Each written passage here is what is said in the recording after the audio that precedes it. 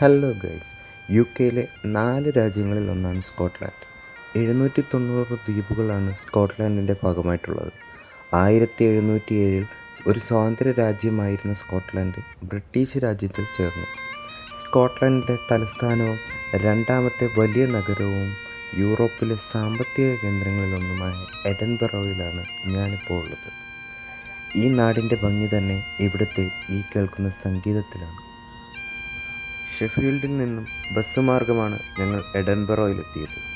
ഒരു ദിവസം കൊണ്ട് മാത്രം കണ്ടു തീർക്കേണ്ടതായിട്ടുള്ളത് കൊണ്ട് തന്നെ നഗരത്തിലെ ചില പ്രത്യേക ഇടങ്ങൾ മുന്നേ തന്നെ നോക്കി വെച്ചിരുന്നു. ബസ് ഇറങ്ങി വെറും 10 മിനിറ്റ് നടന്നാൽ നമുക്ക് കാൾട്ടൺ ഹിൽ എന്ന നഗരത്തിന് ഏകദേശം നടുവിൽ തന്നെ നിലനിൽക്കുന്ന ഒരു മലനിരയിൽ ചെന്നെത്തിപ്പെടാൻ കഴിയും. കയറി ചെല്ലുമ്പോൾ തന്നെ നമുക്ക് കാണാൻ കഴിയുന്നത് നെൽസൺ മോണമെൻ്റാണ്. വൈസ് അഡ്മിറൽ ഹൊറേഷ്യ നെൽസൻ്റെ ബഹുമാനാർത്ഥം ഒരു സ്മാരക ഗോപുരമാണ് നെൽസൺ സ്മാരകം. 1807 1816 ഇടയിലാണ് ഈ സ്മാരകം നിർമ്മിച്ചത്. 1805 ട്രാൻഫാൽഗർ യുദ്ധത്തിൽ ഫ്രഞ്ച് സ്പാനിഷ് കപ്പലുകൾക്കെതിരെ നെൽസൺ നടത്തിയ വിജയത്തിൻ്റെയും അതേ യുദ്ധത്തിൽ തന്നെ അദ്ദേഹം മരിച്ചതിൻ്റെയും ഓർമ്മയ്ക്കാണ് ഈ സ്മാരകം നിർമ്മിച്ചത്. 2009 ചില അറ്റകുറ്റപ്പണികൾ ഇതിൽ നടത്തിയിട്ടുണ്ട്. ഇതുകൂടാതെ ഇവിടെയുള്ള ഒരു സ്മാരകമാണ് നാഷണൽ മോണമെൻ്റ് എന്നറിയപ്പെടുന്ന ഈ കാണുന്ന സ്മാരകം.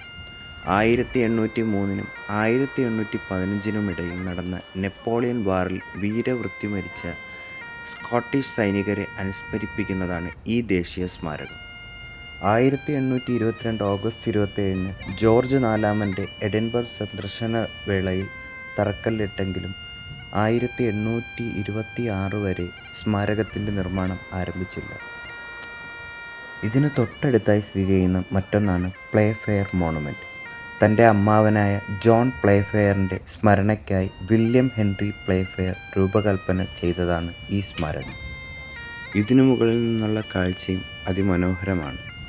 JK റോളിങ്ങിൻ്റെ അത്ഭുത ലോകത്തേക്കുള്ള തുറക്കപ്പെട്ട വാതിൽ പോലെ ഒരു യാത്രികനെയും വിസ്മയിപ്പിക്കുന്നത്. ഇവിടെ നിന്നും ഇറങ്ങി ഞങ്ങൾ പോകുന്നത് ആർതർ സീറ്റ് എന്ന ആ കാണുന്ന മലനിരയിലേക്കാണ്.